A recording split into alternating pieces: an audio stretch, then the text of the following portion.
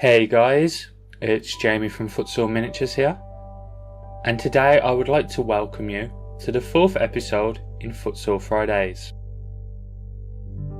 a series where we look at basic painting and modelling techniques in order to get our forces on the table quickly and easily. Today's video will look at a couple of different ways of painting hair. From basing dark and highlighting up for darker shades of hair such as black and brown,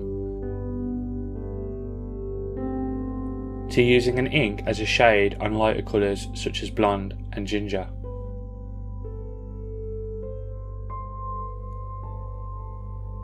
We will also look at a simple technique called dry brushing to see how it can help us paint up fur quickly.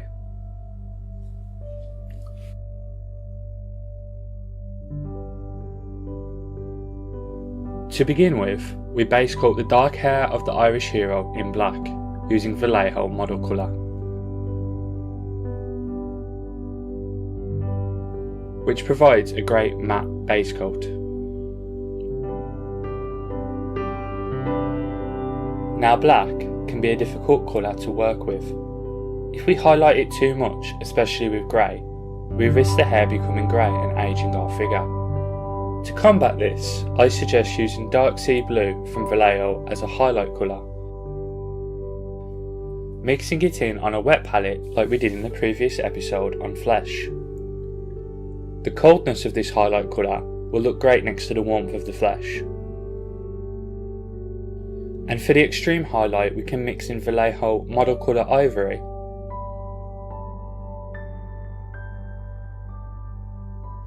a warm white which will contrast with the rest of the hair.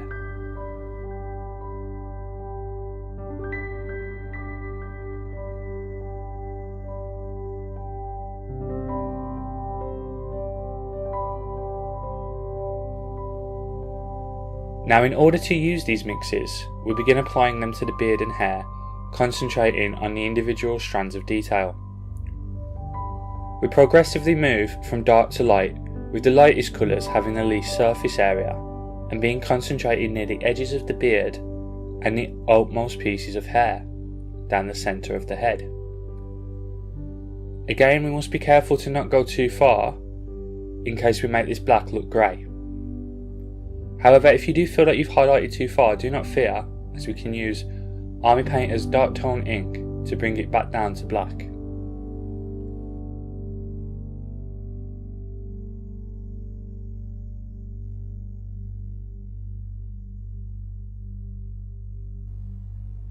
For the hair on the beheaded head, we will paint it blonde, in order to contrast greatly with the Irish hero. We base coat this in khaki, and as it is a lighter colour, we will approach it slightly differently than we did with the black. We will also have more room for variation with our highlights.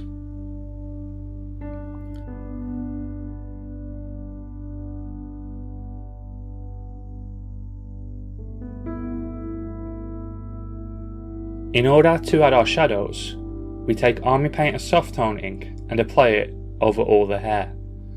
It will flow into the recesses and provide us with a perfect level of definition for the tabletop.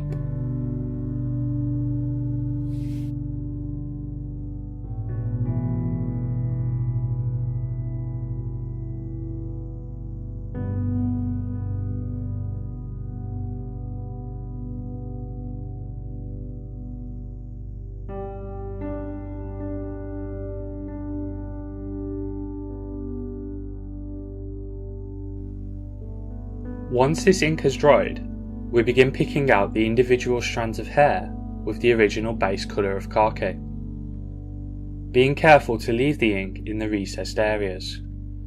The detail will begin to pop even more because of this simple highlight.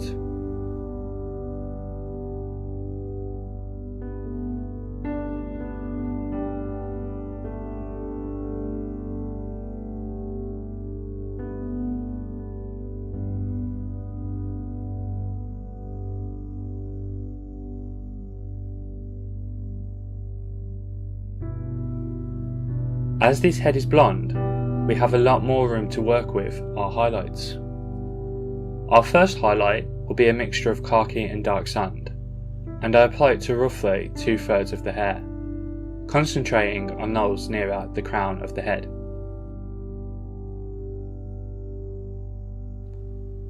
A final highlight of dark sand is applied to roughly 1/3 of the hair, concentrating on the areas I feel light would touch most readily.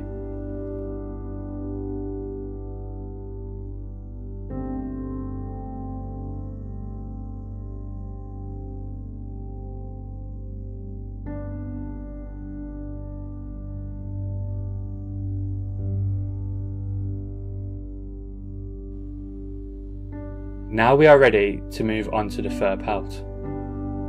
We are going to be using a really simple technique called dry brushing for this, and begin by applying a dark base coat.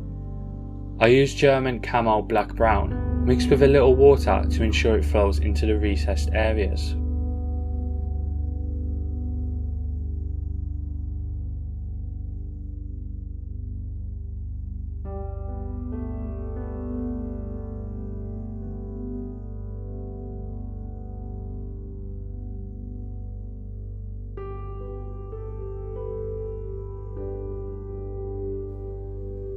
In order to further darken this down, I apply a liberal wash of strong tone ink over the entire pelt.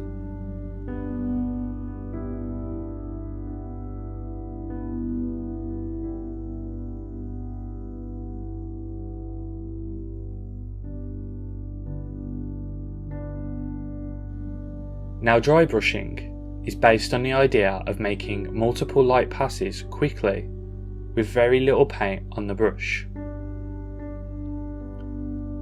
The paint will therefore apply only to the raised areas of the fur, giving us shading quickly and easily.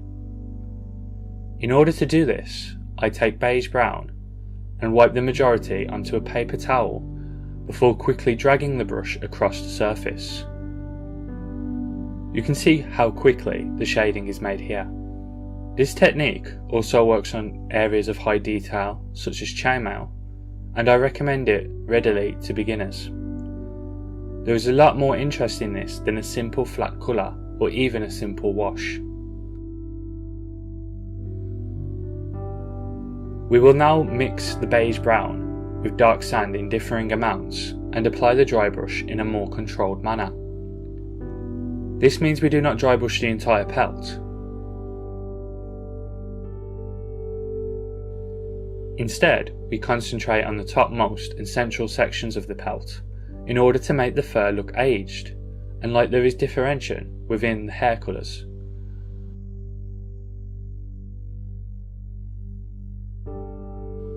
We use dark mud as we have already applied it to another part of the miniature, and will therefore be creating a level of uniformity within our palette. A final dry brush of pure dark sand is applied to the most central and upmost areas in order to provide our final highlight.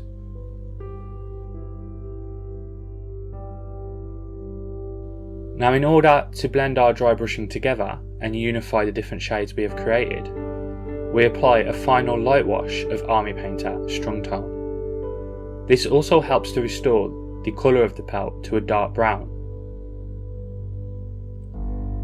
I hope you have found this video useful. Please feel free to ask any questions or make suggestions in the comment section below. And if you enjoy this content, a share or subscription is greatly appreciated. I will see you next week, where we will begin to look at layering paints onto cloth and wood.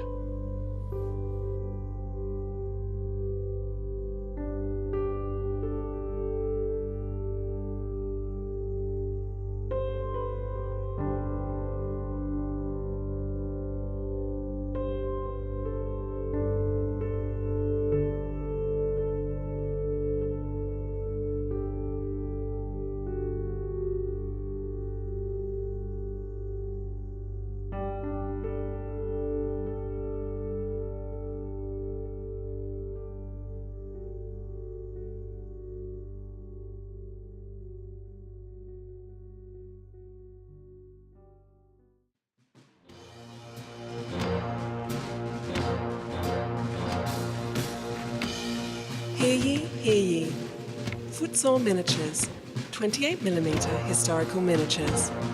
Footsore takes pride in the highest quality metal models, available in the UK, US and worldwide.